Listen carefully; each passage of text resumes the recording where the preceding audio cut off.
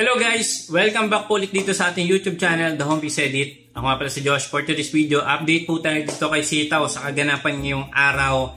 And ito yung isa sa pinaka nakakalungkot na update kay Sitaw dahil wala na po sila, no? At meron na pong sinend na notice sa bawat seller and kontakin nyo na din po yung inyong mga dedicated customer service or ang inyong ito yung mismong nakalagay dito sa inyong dashboard. So ito, palagi akong tumatawag dito sa sa dedicated customer service na si Ara. So palagi akong nagtatanong ano na update sa withdrawals ko kasi puro pendings na yung nangyari. And yun na nga mula nung nagkaroon ng yun, revocation order, no. So yun, delays na and then puro pendings na yung withdrawals. And makikita nyo guys dito yung sold amount natin is 0, last month wala ng data, and then yung balance is 17,560. So hindi ko siya ma-withdraw kasi nga I don't know kung naglalag yung system nila or sabi nung customer service or support nila is may update daw. Pero kanina ko pa tinatry, hindi talaga ako makapag-withdraw. And eto guys yung ating may wallet, no. Papakita ko sa inyo yung ating mga pendings dito. Actually, sabi nila una kinausap ko yung customer support, yung first withdrawal ko dito is nasa 100,000 and hindi pumasok, pending pa din siya. And then sabi nung customer support, sabi sobrang laki daw, kailangan daw gawing 30,000. So ngayon ang ginawa ko by 30,000 na. So meron pa akong available freezing money, malaki din siya, nasa 87,000. So ito yung puhunan na nilagay natin.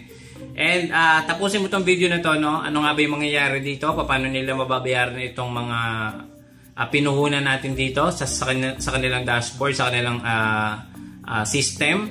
Ayan, so approximately siguro nasa almost 90,000 or almost 100,000 pa itong available balance ko kasama ng freezing money. And then ito yung aking withdrawals nung June. Ayan, June 12, ayan, approve yan. Pumasok to, ito pumasok pinakahuli. Ito approval pero hindi pumasok. Ito is refuse, hindi pumasok. Ayan, sunod-sunod na yan guys, refuse na yung nangyari. Sabi dito, the withdrawal was returned by bank. Sabi nila, bangko daw yung problema. Pero upon checking, meron nga talaga nangyaring problem sa mga bangko, may mga update sila. And di ko lang sure kung affected yung Sitaw dito. Pero dati naman, di ba, ang bilis natin makapag-request ng withdrawal, pumapasok agad within a day. Pinamatagal na ng experience is 3 days bago pumasok sa bangko or sa respective bank. Pero yun nga, wala na ding update ngayon. Kasi etong June 19, nag-request ulit ako, no, ng 31,000 pending hanggang ngayon. June 19 pa yan. June 21, pending pa din. And then June 22, pending pa din siya. Then June 23, pending pa din. Nag-withdraw ko ng Friday. So pending pa din. So approximately guys, itong pending ko nasa ilan ba siya? Medyo malaki to guys eh. So ilang 30,000 to? Apat na 30,000 approximate natin times 4. 120,000 i-plus natin yung ating available wallet balance na 87,000. Ayan, plus natin yung 17,500. So, almost 224,000 pa yung hindi pa nakikredit sa akin ni Sitaw. So, ano ang mangyayari dito? Hindi lang to guys meron pa yung affiliate earnings. Silipin natin sa affiliate, ito, ayan siya guys. Pakita ko sa inyo. Naku, wala ng data, hindi na lumalabas. So, wala na, ayun. Ito yung natin. Wala na. Naglalag na guys yung nila kahit sa kahit sa tawag dito sa browser kayo. Ito may 39 dito, hindi pa rin yan pumapasok. Ito guys, so pending pa din. 107,400 i-plus natin to 400. So ang nandito ko pa kay Sitaw guys is more than 300,000 pesos. Kasama ni affiliate and then yung yung pinuhunan natin na na amount dito na 224,000 pesos. So yeah, nakakalungkot, nakaka-disappoint din, and I don't know, hindi ko alam kung ano yung gagawin ko ngayon, pero nabibase lang ko sa update nila. And then yun, nakausap ko, sabi ko pwede bang pumunta diyan sa office nyo, and ang sagot sa akin ng customer support nila dito na si Ara, wala na daw sila doon sa office. At I don't know ba't wala na sila doon. For sure, ang daming pupunta sa office. And then may sinend naman siya sa emails, no? Pakita ko sa inyo dahil ayun, medyo mahahaba yung natin, yung video natin. So ito yung sinend sa akin. I don't know kung naka-receive na din kayo nito, no? Ito yan, sinend yan yan nga, ni customer support na si Ara Orpiano. Sabi dito ni Sitaw, we sincerely apologize for the news that we received earlier. Sadly, our company, New Sitaw Corporation, will not continue, but the company will assure you that all money will be refunded to your designated bank account. Hindi ako masyadong confident na mababalik lahat yan ni Sitaw kasi sobrang dami. Much better if you use GCash or PayMaya. Tingnan nyo, di ba? Sabi ko, bakit ganon? GCash or PayMaya naman dati, bangko okay lang naman. Sabi, nagkaroon na doon ng problem sa bangko. I don't know, kung baka binanasisitaw ng mga banks. No? So yun. We will continue to communicate to all of you until all transactions have been completed. So sana, di ba, ibalik lahat yung dapat na sa atin, yung puhunan kasama na yung tubo. Sana ibalik lahat yan ni Sitaw. Maraming salamat po sa tiwala. Sobrang hirap po para sa amin ang nangyaring ito dahil din po namin ito inaasahan at bigla din po kaming sinenda ng ganitong memo. Hanggang ngayon, naghihintay pa rin kami ng mga announcement ng management at sisiguraduhin po namin na ibibigay namin ang mga impormasyon na yon sa inyo. Sa ngayon po, ito po ang binaba sa amin na memo. Number 1, lahat ng nasa freezing money ay babalik sa wallet balance hanggang July 31. Okay, so isang buwan pa yan, di ba? June pa lang. Mag-request ng withdrawal hanggang July 31. Nakalista sa table kung ilan ang mga batch ng withdrawal. So etong tables na to guys, no. Meron tong tatlong batch, no. Batch 1, batch 2, batch 3. Kung sino yung makaka-receive ng 3%. For example, 3% lang So ito yung in-expect ko na lang, kahit ito yung ko na lang, saan ibalik ni Sitaw, yung puhunan kasama yung tubo. 224,000, i-times natin yung 3%. So, weekly, sabi nila, weekly, ito marireceive natin. Weekly, diba? So, ilang weeks itong ibabalik ni Sitaw. Ewan ko, nakaka-disappoint. Sabihin natin sa isang buwan, diba, may 5 weeks. So, sa July, kung sabihin natin sa July, ito lang ibibigay sa atin. So, times natin sa 5 weeks. So, 30,000 lang, diba? Sa isang buwan. So, ibig sabihin, ilang buwan nila tong ibabalik sa atin? Yun yung question na hindi pa din nasasagot sa akin ng customer support. I don't know, sana di ba mag-update sila regarding dito. And then, eto yung table, kasama na din sinend to ng account specialist. Ayan guys, na si Ara Orpiano, Sales Department Customer Specialist. Ayan, so eto yung memo, medyo mahaba to guys. Basahin nyo na lang. Dear Sitaw sellers, it is with deep regret that we must inform you that due to the Securities and Exchange Commission revocation order, so yun nga yun, nung June 10 pa ata ito, Sitaw is unable to continue its operation in the Philippines. The revocation order led to the terminations of our partnership with advertisers. Included na nga yung bangko, tama, and suppliers, resulting in a significant number of canceled orders and the refunds, posing immense challenge for the company.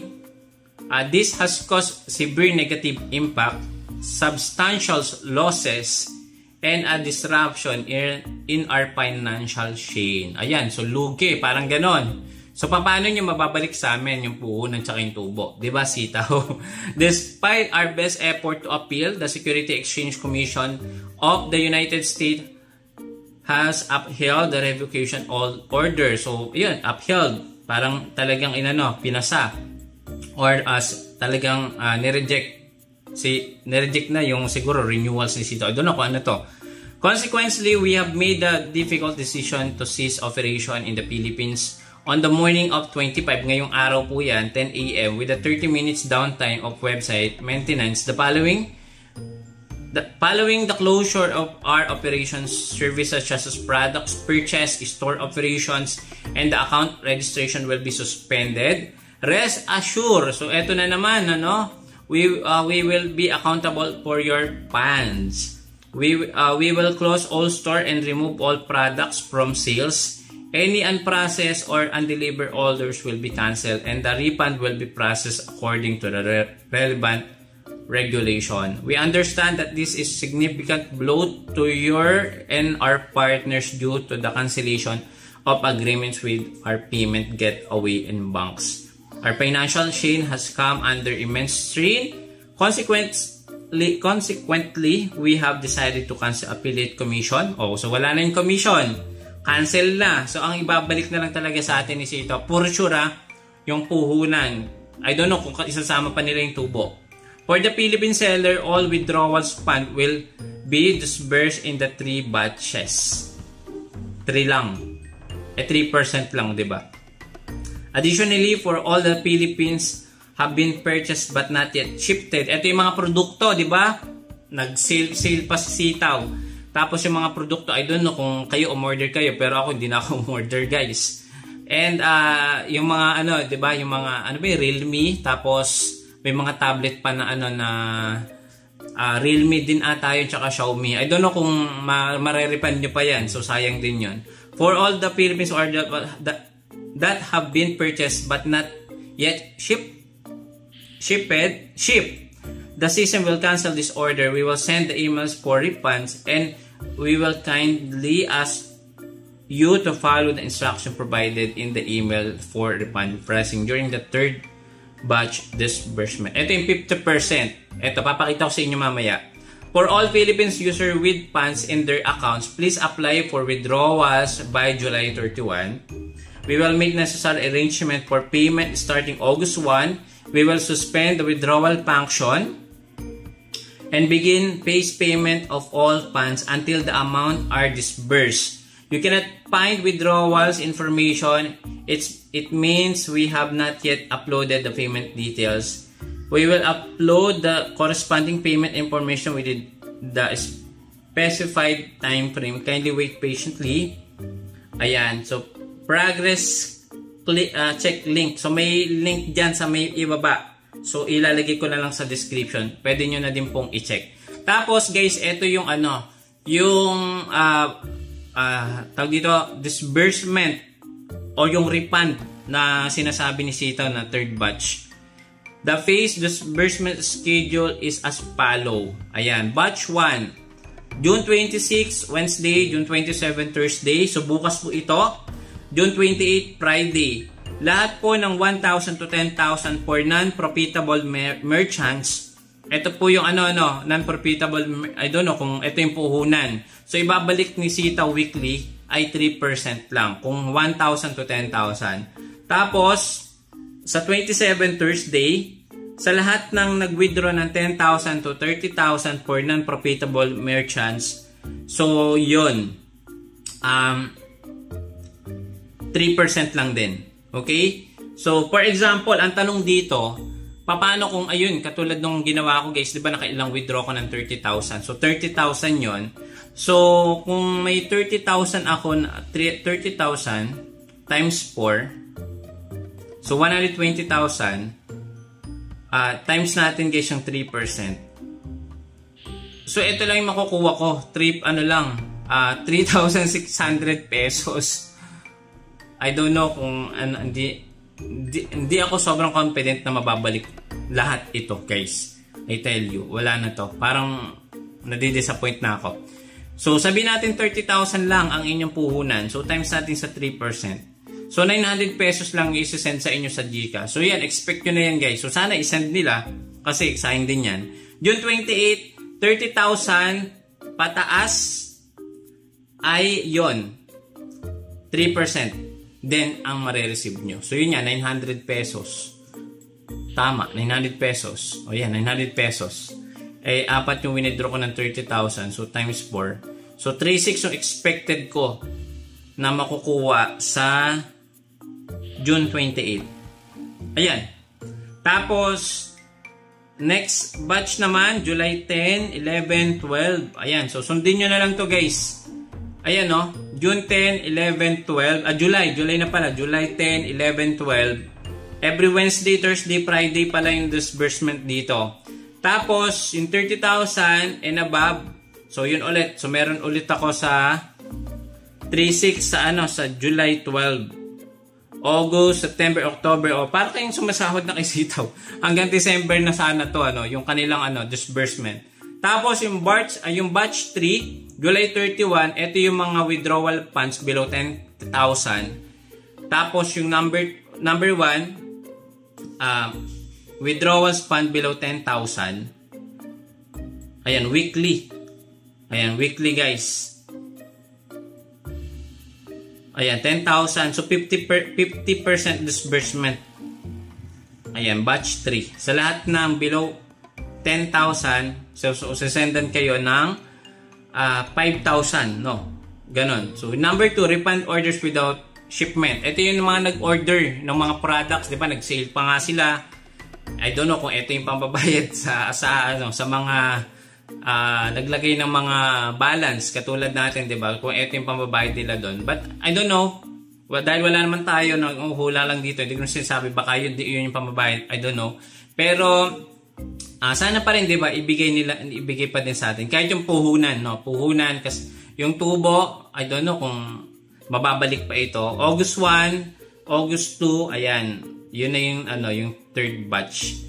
I don't know kung may next pa to hanggang September to December. Pero, imaginein mo kung hanggang August lang to, tapos 3,600 lang, kada linggo.